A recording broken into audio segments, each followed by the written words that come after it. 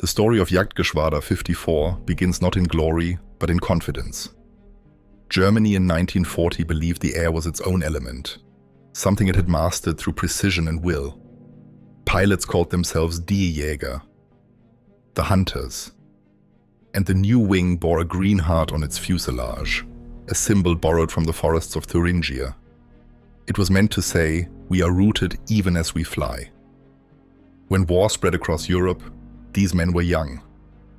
The oldest barely 30, the youngest still learning how to shave between sorties. They trained on the Messerschmitt Bf 109, a machine that demanded both delicacy and nerve. One mechanic later said, it had no forgiveness built in. If you lost focus for a second, it reminded you that gravity was still the law. Major Hannes Trautloft took command in 1940. Calm, dark-eyed, already famous from Spain, he taught his pilots that survival was not luck, but discipline. Courage, he wrote in his diary, must never be confusion wearing a uniform. His men called him Papa Trautloft. Half affection, half armor against what they knew he would ask of them. They began in France, sweeping over Le Mans and the Atlantic coast. The footage we have shows medals pinned, laughter in hotel courtyards, the camera circling the faces of men who have not yet seen the Eastern Front. To modern eyes, it looks staged. In truth, it was habit. The Reich filmed everything, convinced that victory would last forever. The reels roll before the storm. In those early months, flying still felt like a profession, not yet a sentence. Engines rose through morning mist, ground crews waved them into the light. To outsiders, it looked beautiful. Metal birds tilting above the clouds. But every pilot knew how thin the line was between mastery and accident. Luftwaffe ace Adolf Galland later said, "Flying is more than sport. It is a passion which fills one's whole life and cannot be replaced." The words sound romantic until you remember how many never lived long enough to find a replacement. The Greenhearts learned fast. They fought the Battle of Britain's leftovers, then Yugoslavia, then the Balkans. In April 1941, their Messerschmitts roared over Belgrade. One film clip shows them loading crates labeled "Gifts for Home." It's an eerie phrase now. Souvenirs from a city still burning. In another scene, Trautloft receives a serenade for his birthday at the Hôtel de Paris in Le Mans. Violin, applause, a toast. 2 weeks later, the same hands that lifted glasses would lift ammunition belts. Propaganda called them Knights of the Air. The truth was closer to craftsmen bound to a dangerous trade. They measured days by sorties flown, by engine temperature and altitude. They joked to stay sane. A pilot who flew with them recalled, "We had only two kinds of time, flying and waiting to fly." Waiting was worse. It left space for thought. Behind the polished images, the Luftwaffe was already straining.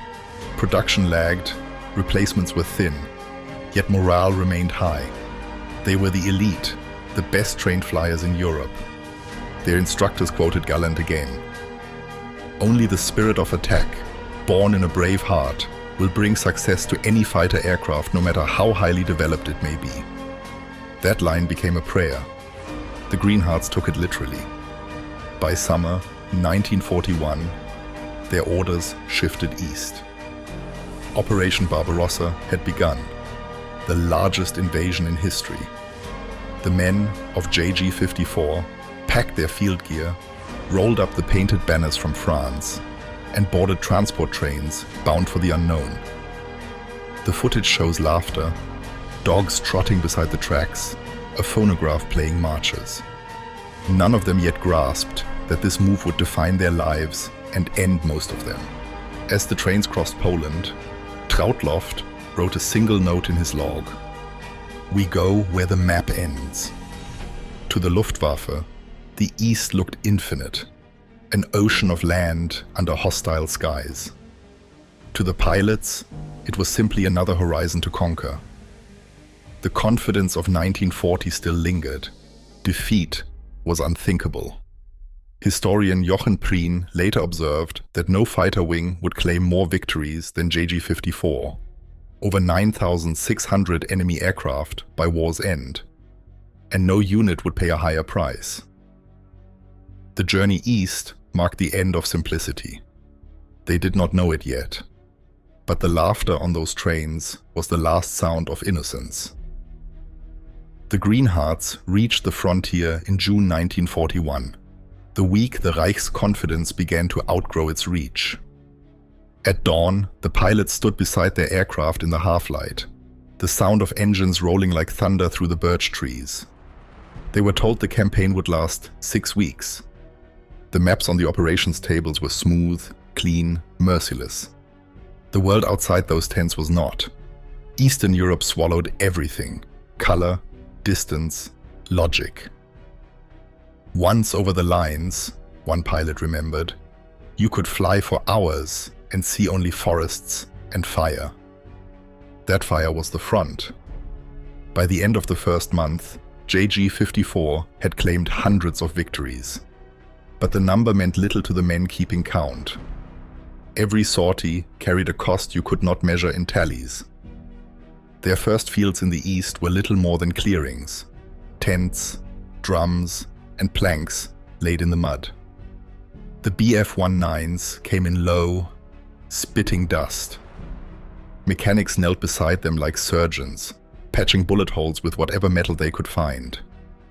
In the evenings, men sat on ammunition boxes, eating from tins gone cold before they were half finished. They laughed anyway, because the laughter made the silence less heavy. From above, the land looked endless.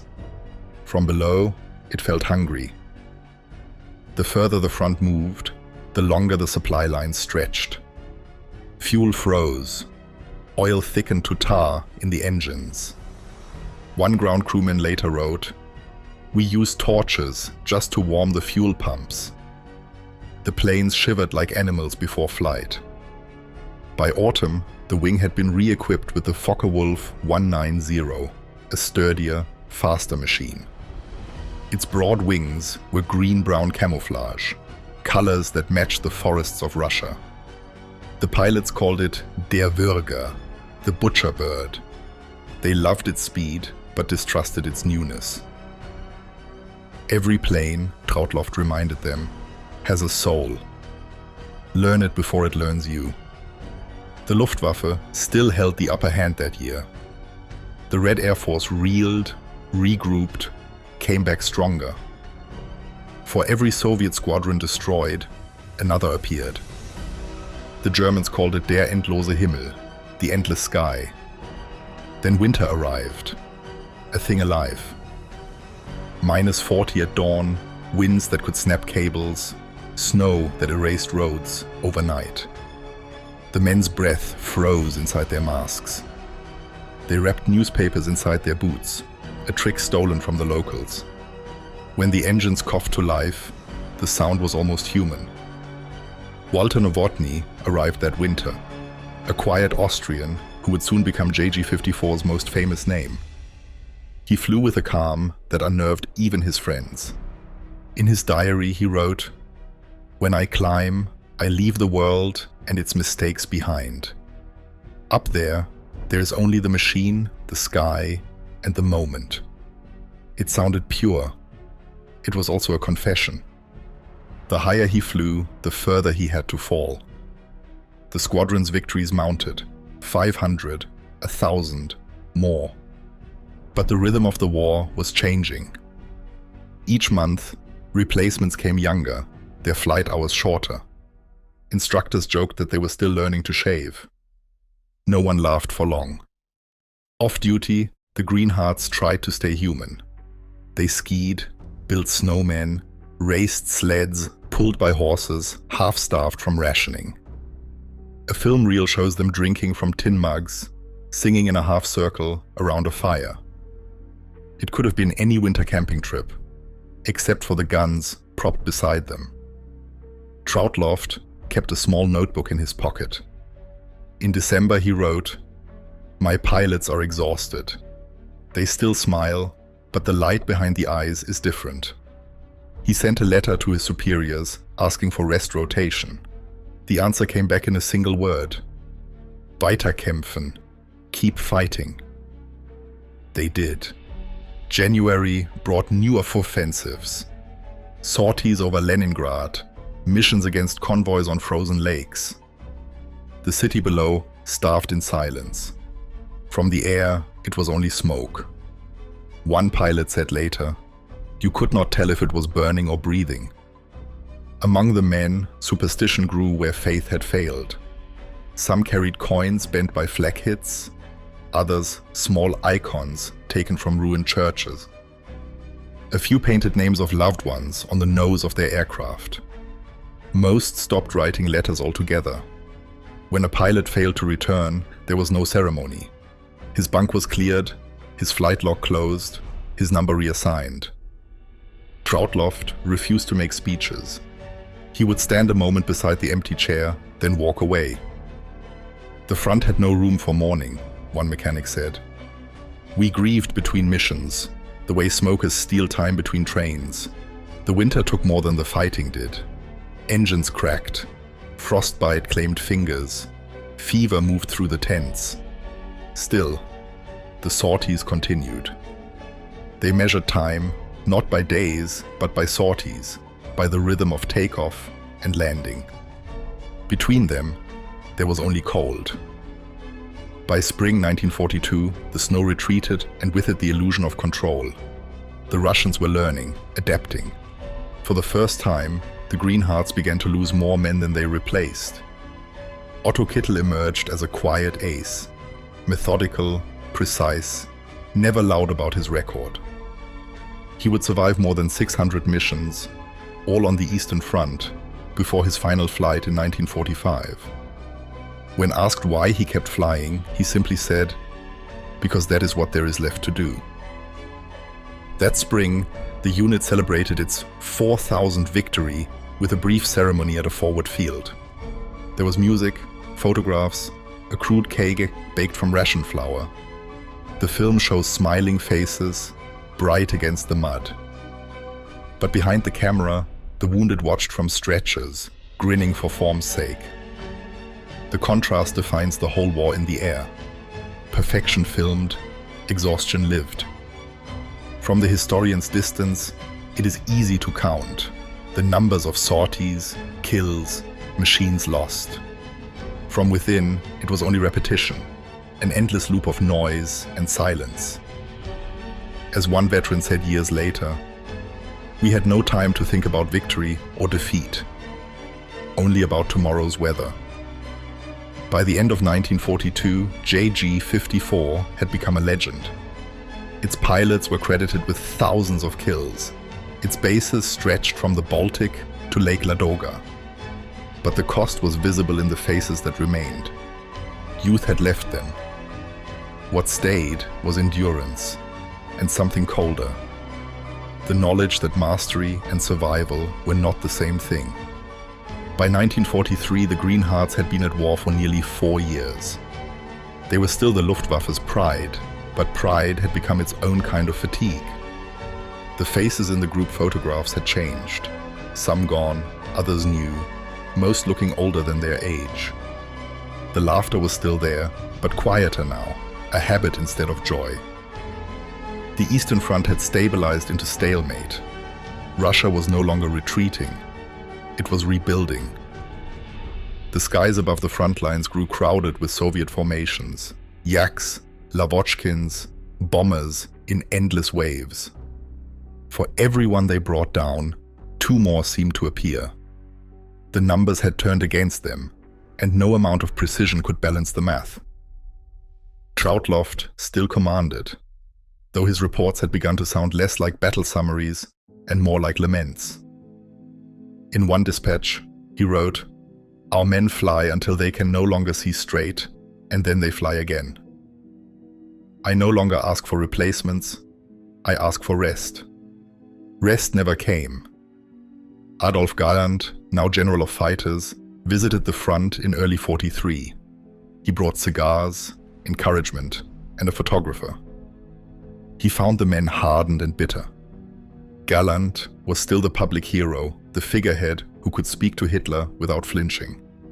He later recalled, "I told the Führer the Luftwaffe needed time and fuel, not speeches. He gave me neither." Within months, Trautloft was reassigned. His caution mistaken for defeatism. Leadership passed to others. Walter Nowotny, young and brilliant, took charge of one group. He was already famous. The top scorer on the Eastern Front, over 200 victories. He flew with elegance, almost serenity, while the world collapsed around him.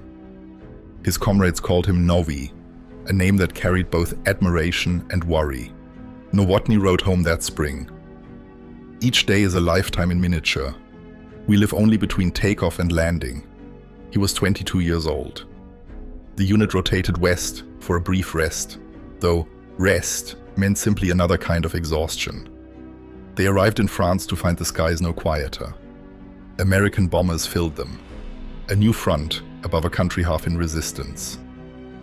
The Green Hearts, veterans of the East, were now defenders of a continent that was slipping away. For the first time, they fought on the defensive. The Bf-19s and FW-19s that had once hunted freely now rose into impossible odds. Fuel shortages forced them to ration flight time. Younger pilots received 10 hours of training before combat. As one survivor said later, "We had aces with 200 kills flying beside boys who could barely land." On paper, the Luftwaffe remained formidable. In reality, it was bleeding out. Factories bombed, airfields cratered, supply trains cut. Planes that once took days to repair now took weeks, if the parts could even be found. Still, the rituals continued. Awards, commendations, photographs.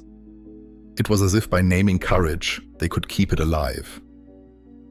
When Nowotny was awarded the Diamonds to the Knight's Cross, the newsreels showed him smiling, shaking hands, boarding his aircraft. What they did not show was the tremor in his right hand, or the way his ground crew stared at him as he walked away, unsure if he'd come back. He would not.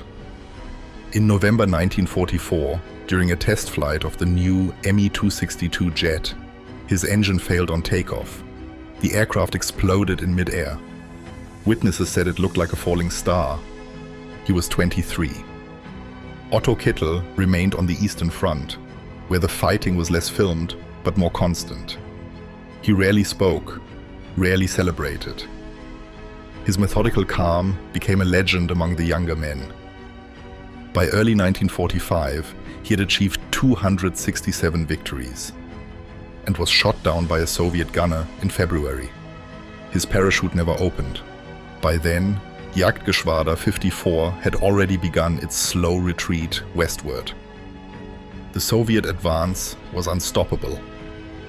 The forests of Russia, once their hunting ground, became graveyards of wrecks and snow-covered bones. One historian later wrote, "JG-54 was a shadow of its former self, still feared, but only by ghosts." Those who survived found themselves back in Germany, fighting above a homeland they barely recognized. Cities flattened, fuel gone, civilians wandering roads once filled with parades. The Luftwaffe still took to the air, but every mission now began with an unspoken farewell. The pilots spoke little of ideology by then. Whatever faith they had in the Reich had burned away long before. They flew for each other, for the men beside them, for the ground crews who waved as they vanished into the clouds. They flew because they could not imagine not flying. Galland once said, "The Luftwaffe was like a sword too finely made, brilliant but brittle." He was right. By 1944, it had shattered. In the summer of that year, the Allies invaded France. Many of the Green Hearts were stationed nearby. They flew their remaining Focke-Wulfs against endless formations of bombers. The sky that had once been theirs now belonged to someone else. When they landed, those who landed, They found the bases half empty, the offices half gone, the future half written. The retreat from Paris was not dramatic, it was weary. Convoys of trucks carried what was left, spare parts, files, flags. Film from that period shows smiling faces, but the smiles are for the camera. Behind them, the war was already lost. One pilot, years later, described those days simply. We still flew, but it was like walking through smoke. We couldn't see the end, and we didn't want to. As the front closed in, the men who had once flown with the arrogance of youth began to look like their own fathers. Hollow-eyed, deliberate, resigned. The green hearts painted on their planes had faded to brown under dust and oil. It was the same color as the ground they were learning to fear. By late 1944, only fragments of the unit remained intact. They moved again and again. From France to the Baltic, from the Baltic back to Germany. Always ahead of collapse, never beyond it. The Reich's orders still used the same words. Hold, counterattack, restore air superiority. But the sky no longer listened. Each mission felt like a memory being rewritten, a gesture toward a past that no longer existed. They still saluted before flight, still trusted their machines, still traced the sign of habit over the heart. But the faith that had filled those motions was gone. What remained was muscle memory, and a kind of stubborn grace. By the winter of 1944, the Green Hearts were scattered. Some fought over East Prussia. Others guarded airfields already lost on the maps. They no longer received fresh uniforms or spare parts. They patched holes with tin and cloth, flew until their fuel ran out, and then waited for orders that would never come. The diary of a mechanic from the Wings ground crew survives. In January 1945, he wrote, "Every night we count the planes that return. Every morning we repaint the same numbers. It feels dishonest, but it keeps us busy." Otto Kittel's death came weeks later. The telegram reached headquarters at dusk, its words brief and official. Troutloft, now serving elsewhere, noted in his own hand, "He died as he lived, without ceremony." By then, the phrase could have described them all. In the final months, Germany itself became the front. From the air, cities looked like open wounds. Hamburg, Cologne, Dresden. Their names no longer meant places, only ruins. A surviving pilot recalled flying above his hometown and realizing he could not find the street where he had grown up. He said, "I recognized the river." The rest was just smoke and rectangles of fire. The Luftwaffe, once a symbol of modern precision, was now a patchwork of memory and desperation. Training schools closed, instructors sent to combat after a few lessons. Teenagers took the seats where men like Gallant and Nowotny had once sat. They called themselves pilots, but had never flown above 10,000 feet before their first battle. Still, Jagdgeschwader 54 flew. They defended East Prussia, then Courland, then the Baltic coast. The old insignia, the Green Heart, was painted over in some squadrons to hide the color from enemy reconnaissance. Others kept it, a final act of defiance. One of the last combat reports reads simply, 2 aircraft airborne, enemy forces overwhelming, mission continued. No one signed the return line. When the war ended in May 1945, there was no ceremony, no surrender parade for the flyers. Those who survived walked to Allied camps and handed over their sidearms and flight logs. Many burned the photographs they carried, afraid of what possession might mean in the new world. Others kept a single memento, a badge, a map, a green heart cut from the fuselage of a wrecked plane. Troutloft himself was captured by the Americans, later released. He would rebuild his life quietly, working in post-war aviation administration.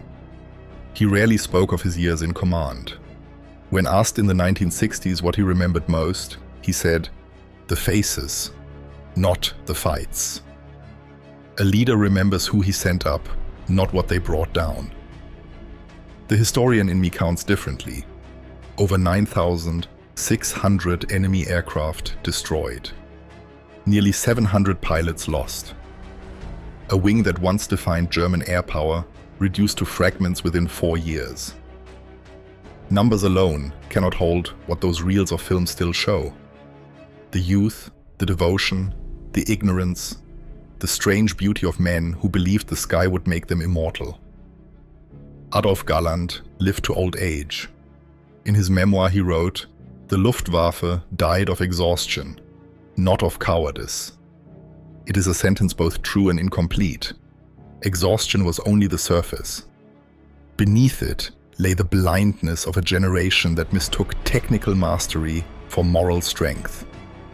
When I watch the surviving footage, the dawn briefings, the engines turning, the smiles before takeoff, I feel no need to condemn or to glorify. History has done both too often. What remains is simpler and sadder, a record of what happens when skill outruns wisdom. The film ends at Kitzbühel in 1944. Mountains, sunlight, laughter, forced for the camera. The men toast each other with borrowed wine. They look young again in the glare, as if time itself paused to give them one last portrait. Then the reel burns out, the frame whitening to silence. No soundtrack follows. Only the faint hiss of celluloid aging in the projector. That sound is its own kind of elegy. We remember Jagdgeschwader 54 for its numbers, its aces, its emblem. But perhaps its truest legacy lies in the contradiction it never solved, how men could love the sky so fiercely, yet serve a cause that sought to own it. Today, the fields where they once took off are quiet. Birch trees have grown through the old runways. In spring, the wind moves over them like surf over a shallow grave. Sometimes hikers still find pieces of metal in the soil, rivets, a fragment of canopy glass, the outline of a green heart, faded by 70 winters. History keeps those fragments, not as proof of heroism, but as reminders of consequence. Every era believes it has mastered the air. Every era must learn humility again. When the light hits the film just right, you can still see them. A formation rising into morning, the sound of engines caught between hope and warning at the brief glint of sunlight on steel. They disappear into the clouds, and for a moment the world holds its breath. Then the sky closes, and all that's left is the echo of what flight once promised.